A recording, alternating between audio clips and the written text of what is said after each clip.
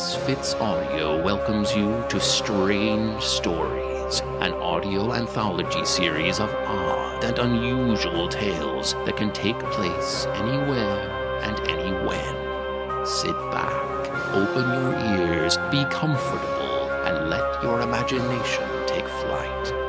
Remember, it's only as real as your mind makes it.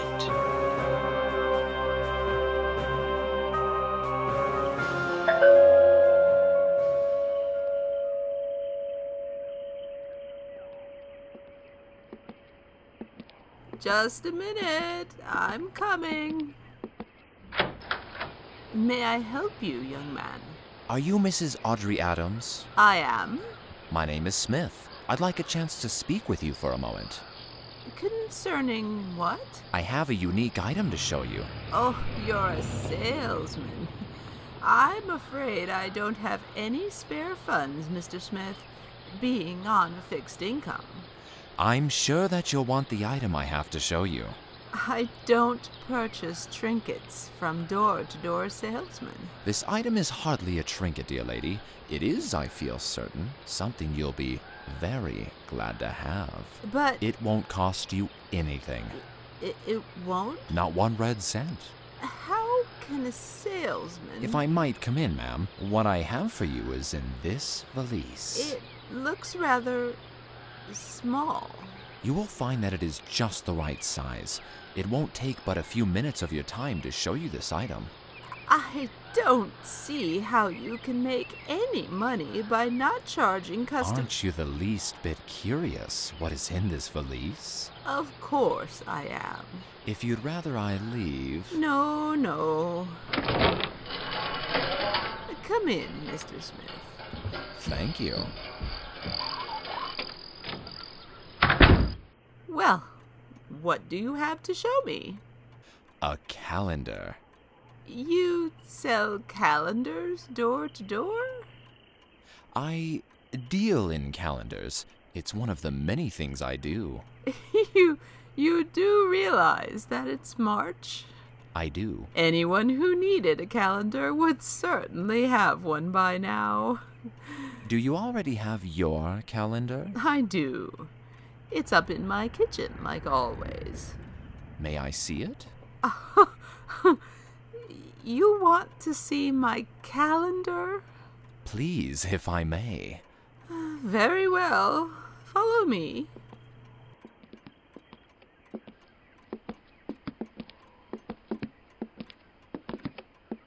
It's right there, by the wall phone. It's very nice indeed. It's from my oil company. They send me one every December. May I remove the thumbtack and have a closer look?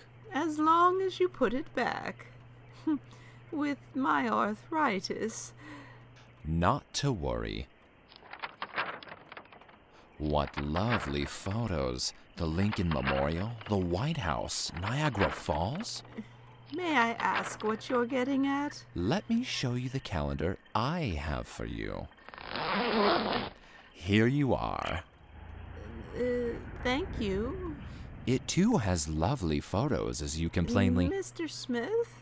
Yes? This calendar? It's from 1966. I know. It's yours if you want it. Why would I want a calendar that's more than 40 years old? It's a very special calendar. Special? It's paper, ink, pictures, and a couple of staples. Mrs. Adams, calendars are much more than that. They are a record of our past. How are they that? Don't you write reminders in the blocks for each day? A doctor's appointment here. So-and-so's birthday there? Of course. Doesn't everyone?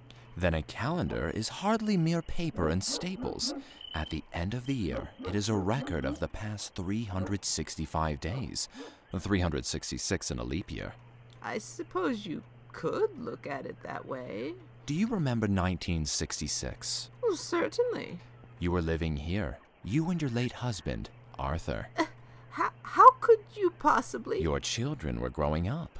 Erin was engaged to that nice young man. Timothy was his name. Wade was in... Mr. Smith, I think you had better leave. In a moment. I told you this calendar is special. Let me show you what it can do. I want you to leave. A test drive, so to speak. I thumbtack my calendar to the wall, right where the calendar from your oil company was. There. Well, what's going on here? My kitchen.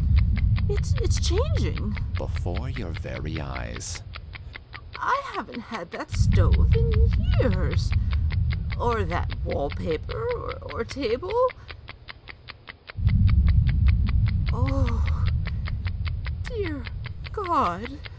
It's your husband, Arthur, as he was in 1966. So vital, so strong, so healthy. That's me at the stove. It's you 40 years younger. You're making pancakes. Arthur loved your pancakes. But no one is moving. I know. Interesting, isn't it? Everything is laid out in front of you like a tableau frozen in time. A snapshot. A freeze frame. What are you doing? What black magic is this? I am doing nothing. It's the calendar. I told you it was special. You can see it on the wall in the freeze frame before you. I don't... Mrs. Adams, the image you see before you is from 1966. To be exact, New Year's Day. You, more than 40 years younger, are cooking pancakes for your husband. Soon your children will smell the aroma and come downstairs for their share. You can become a part of that picture. Impossible. You can take place of the stationery, Mrs. Adams, and everyone will begin to move. Think of it. It'll be January 1st, 1966, and all of your family will be together again in this kitchen. How can you? Imagine it. Your husband alive and in love with you. Your children 40 years younger and not scattered all over the country as they are today, with grandchildren you so rarely see. Your health will be restored to the vibrant level it was in 1966. No pains from arthritis. No need to take the pills you take every morning. No need to constantly monitor your blood sugar. It's not possible. It is.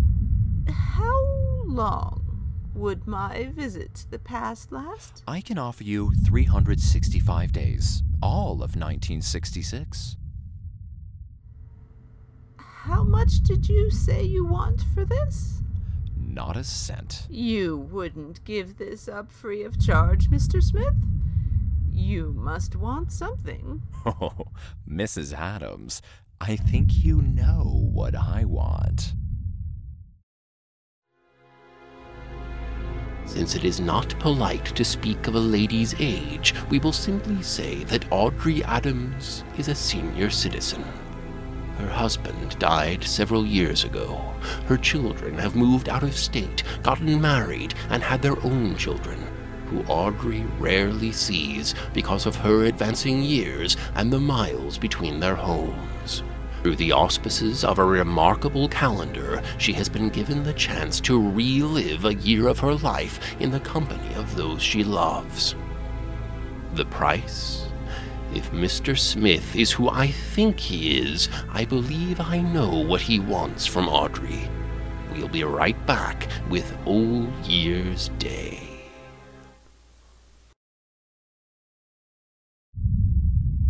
Tempting, isn't it? It certainly is. Think of the opportunity. I am thinking about it. Believe me. It is a limited time offer. I guarantee it. What's your real name, Mr. Smith?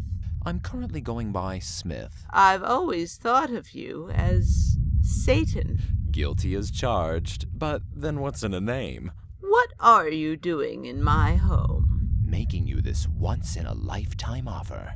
Why me? You must know that I'm a good church-going woman. I do. I go to Mass every Sunday. You are telling me nothing I do not already know about you from my research. Then why do you want my soul?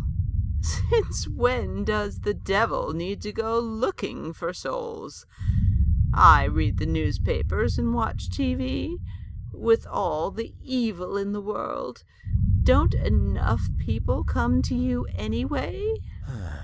All too many. I don't fit the usual description of someone you'd expect to find in hell. That is precisely the reason I'm here. What do you mean? Well, I may as well tell you. It's becoming very unpleasant down in Hades. It was pleasant once? It was bearable.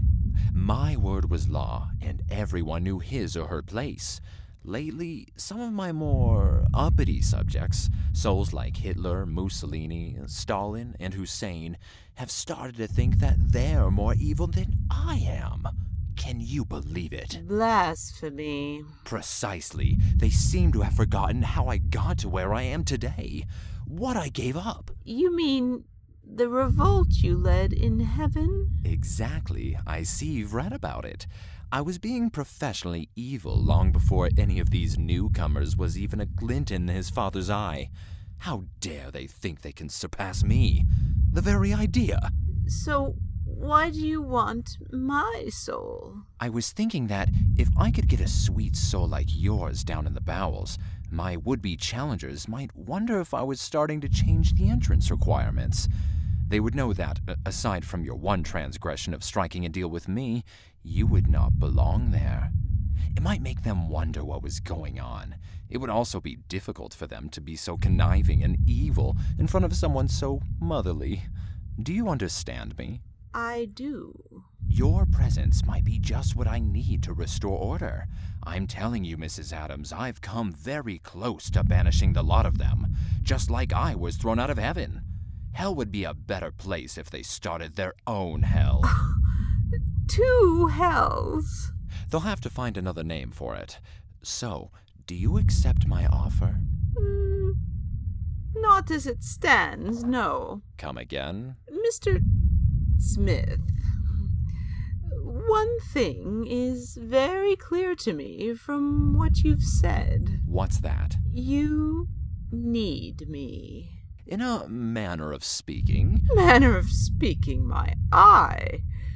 You're counting on my condemned soul saving your devilish butt.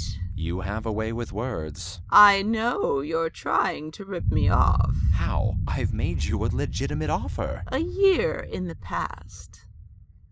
Only a year. And then an eternity in hell with you. Time passes very quickly down below. You'll see, a year is as a day. Then you won't mind giving me more time in the past. But Mrs. If a year truly is as a day, what difference will it make? Using my own words against me. Very clever. I thought you'd appreciate that. How much time are you thinking about? 10 years. 10 years? It will pass quickly. You said so yourself. But the calendar is only good for 1 year in the past. You can get more, can't you? I suppose. I can offer you 5 years. 9. 6. 8. 7. 7. Do you like 7? It's a lucky number, isn't it? You'll need 7 calendars. If 7 years is agreeable to you, I'll get 7 calendars. They will appear on your kitchen wall every new year. Okay. 7 years in the past. Wonderful. If you'll... One moment. That was only part of the deal. Dear lady, your bargaining is becoming annoying. If you'd rather leave and go back to your power struggle... No, continue. How will my 7 years end? I will come back to the past 7 years from when you started your stay there, New Year's Day 1973. The scene will freeze, like you see before you, for everyone but the 2 of us. You and I will return to the present, where you will die painlessly, a heart attack, I suppose. Then your soul will be mine for services rendered. I see. Is it acceptable? Just one more thing. What now? If I do want to do this, would I remember anything past 1966? No, because nothing beyond 1966 would have happened yet. The year 2011 would be the stuff of science fiction.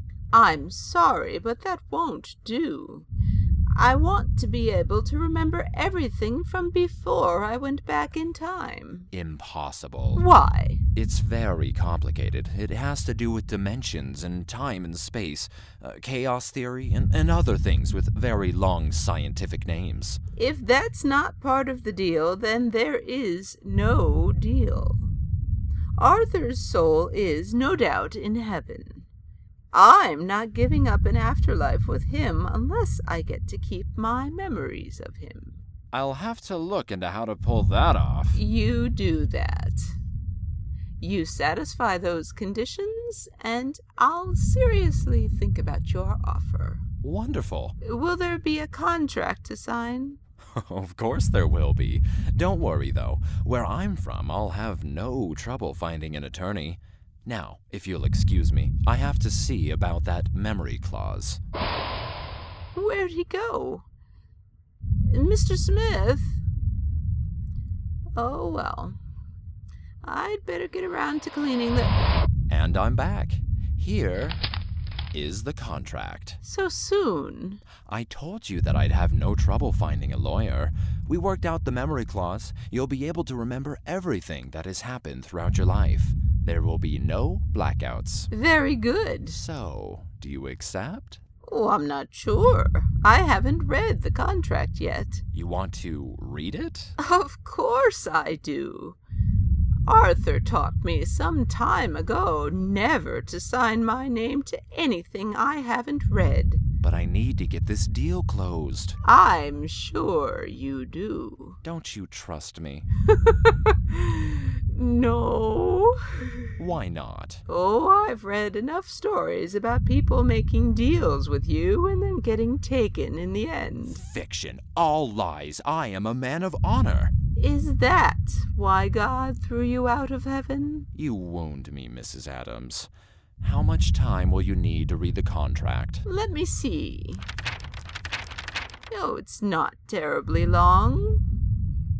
I'll need a day. A whole day? Do you have a problem with that? Well, You can always present this deal to someone else, even though you need me down below.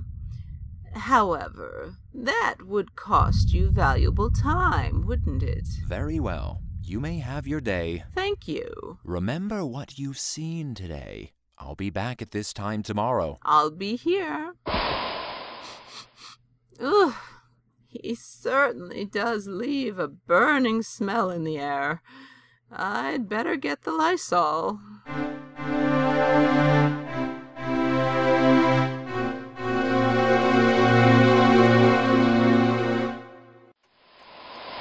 And I'm back. So I see. And smell. I'm sorry. The sulfur smell kind of goes along with the territory.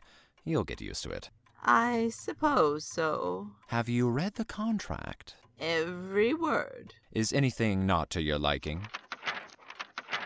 It all seems to be laid out as we agreed. Good. Then dare I say that you are ready to sign on the dotted line? God save me, I am. Excellent. And here again is your 1966 kitchen. Do I need to sign in blood? Oh, no, that's so old school. We've matured since then. Here, a red pen. If you would write your full name on the blank line on the last page. Here? Yes.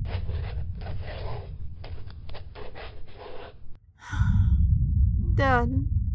Thank you, Mrs. Adams. Everything is legal now. Enjoy your time in the past. What do I have to do? Simply walk into the freeze frame before you. Now that you've signed the contract, it will yield to you. The Mrs. Adams in the picture will vanish, and you will take her place. That's all? Yes, I try to keep things simple. I'll see you in 7 years.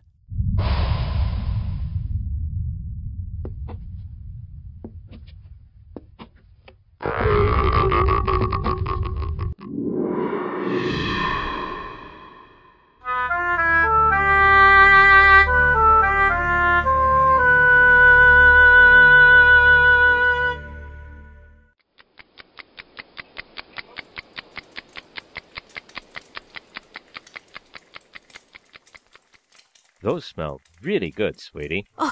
What? Who? Easy, darling, you'll burn yourself. Arthur. Well, of course it's me. Who else did you expect to see at the kitchen table so early in the morning? Oh, Arthur. What is he...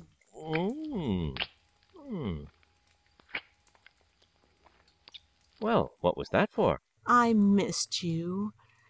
I haven't seen you in a long time. I saw you last night when we toasted in the new year. Yes, but I haven't seen you all year. Well, I've never been one to turn down a smooch. Lay another one on me.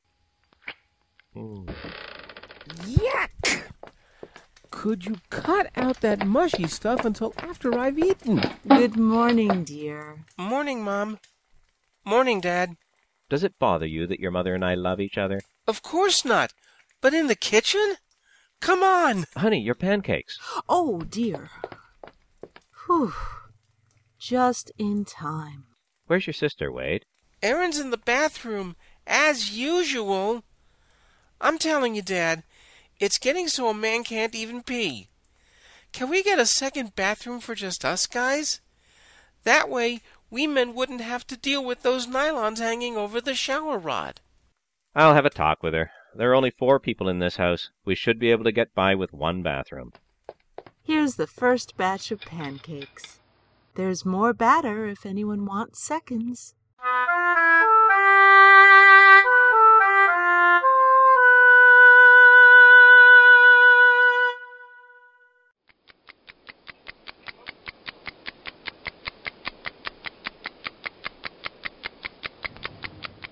I, Erin Adams, take you, Timothy McNulty, to be my husband. I promise to be true to you.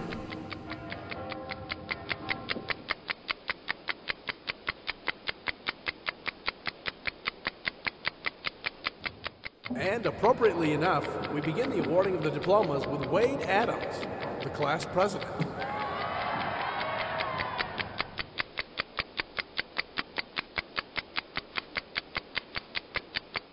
Jingle bells, jingle all the way.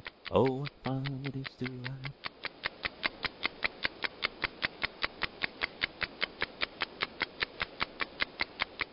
ride. 5, 4, 3, 2, 1.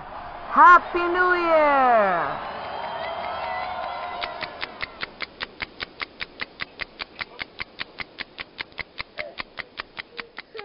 Isn't she beautiful, Mom? Say hello to your grandmother, Patricia.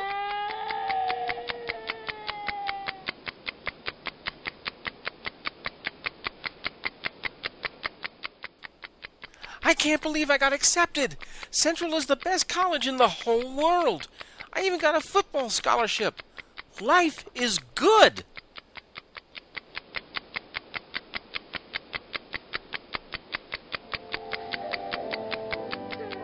I baptize you, Patricia Ann McNulty, in the name of the Father, and of the Son, and of the Holy.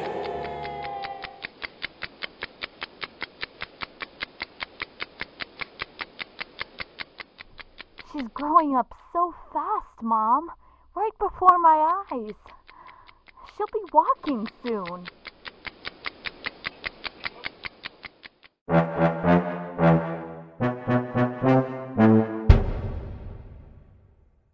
Whew, well, that's it. All of Patty's Christmas presents are wrapped. Thanks for the help. You're welcome. Will you look at all these? You spoiler. Me? Okay, we spoiler. That's more like it. I'm glad that Tim and Erin are driving down here for Christmas rather than flying. Why's that? They'll need the car's trunk for all these gifts. You're right there, pretty lady. Wade is all set with his flight? I spoke with him yesterday. He's had his ticket for weeks.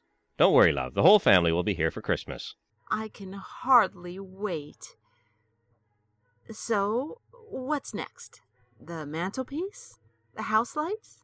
How about a nice cup of tea? Tea? We've been wrapping dolls and games for 2 hours. I need a break. I suppose you're right. But not for too long. The Drakes are expecting us by 7 o'clock. Do we have any cookies to go with the tea? I'm sure I can scare something up. Come with me. Arthur? I said come with me. Arthur? Are you all right? Arthur? Honey, what's wrong?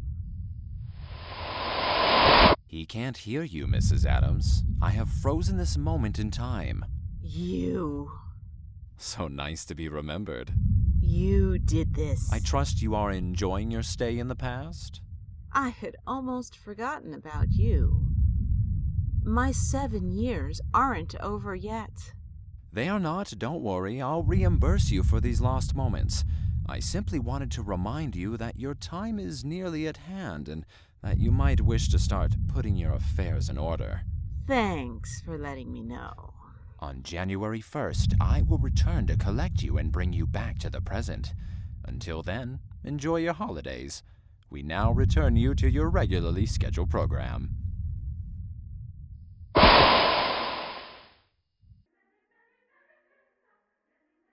Good, I could use a little snack.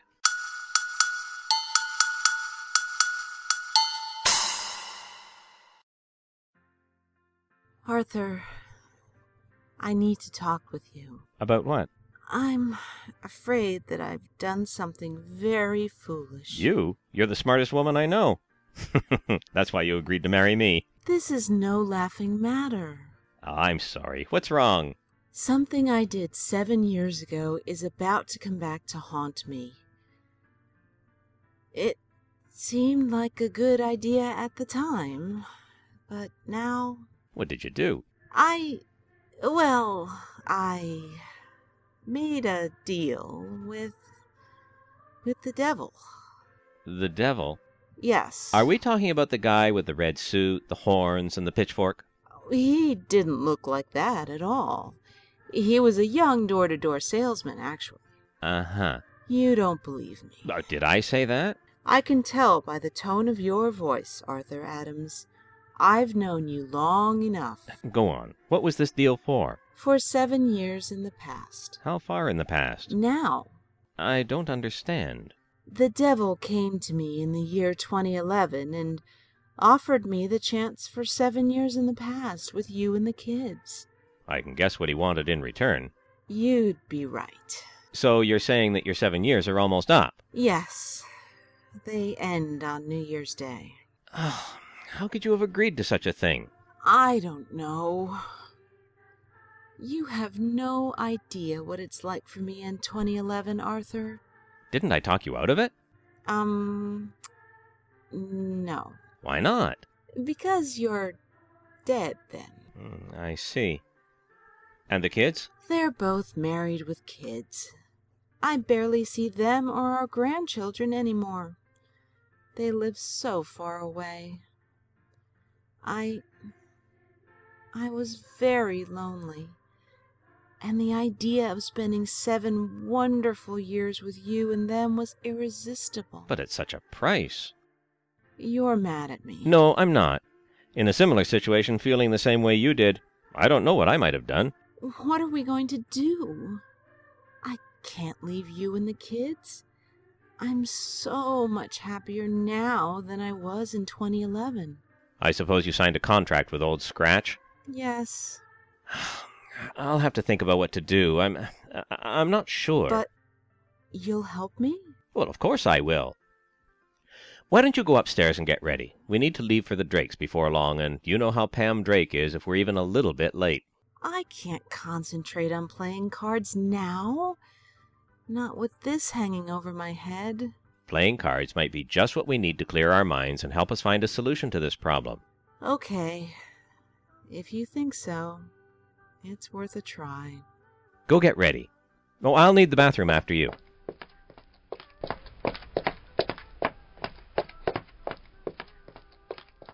Here's where I start helping you, dear.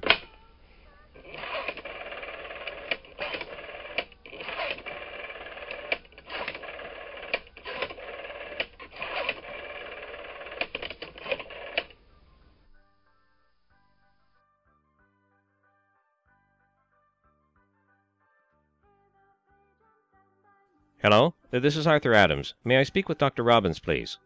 Yes, I'll hold. Mark, it's Arthur. I need your help. I'm afraid that something's terribly wrong with Audrey. She just told me the craziest story.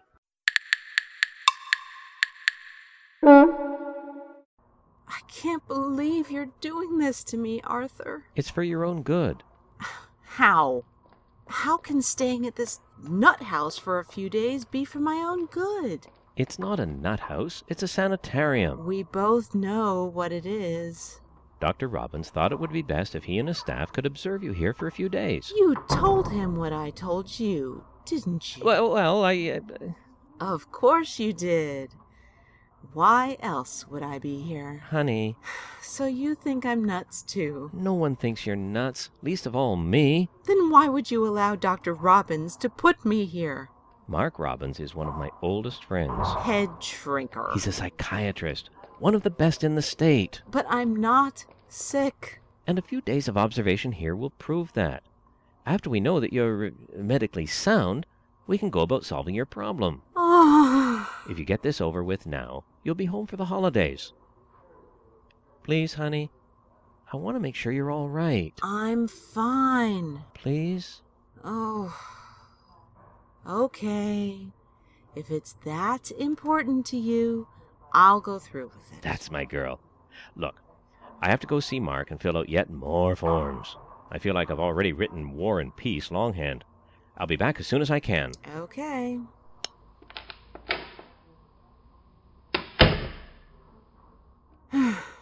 Well, I'm certainly not staying here.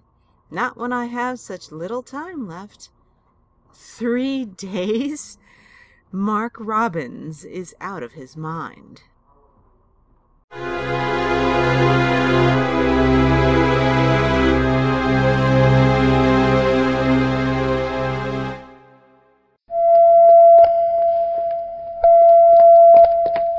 What's going on, nurse? One of the patients is missing, Dr. Robbins.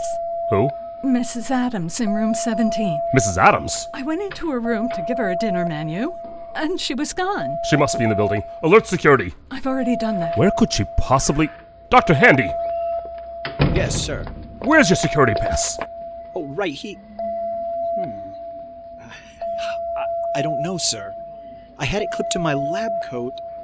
I took the coat off for just a minute, and now the pass seems to have disappeared. I must have dropped it somewhere. You fool!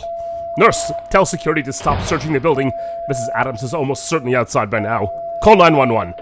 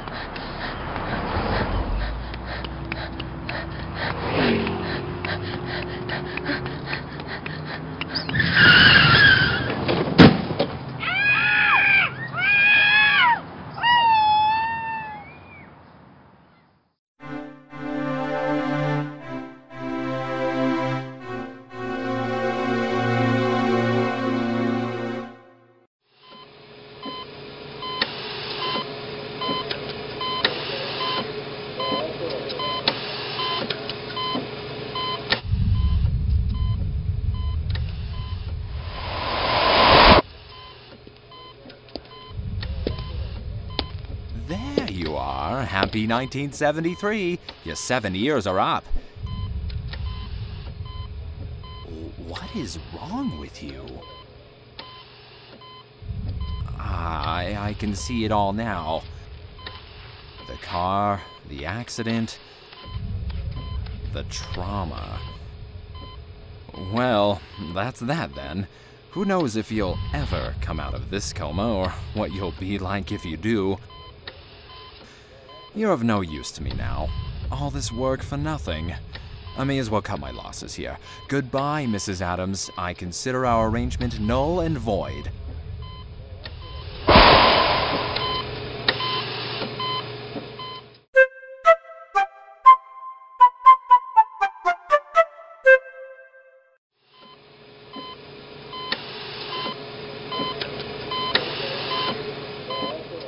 Arthur?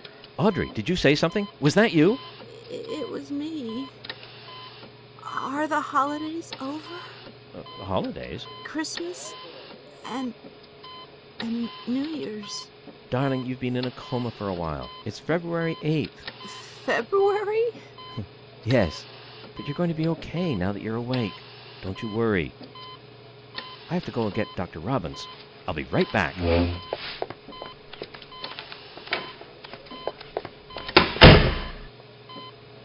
Then I didn't imagine Smith's visit.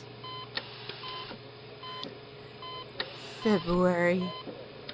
I beat him. I beat the devil.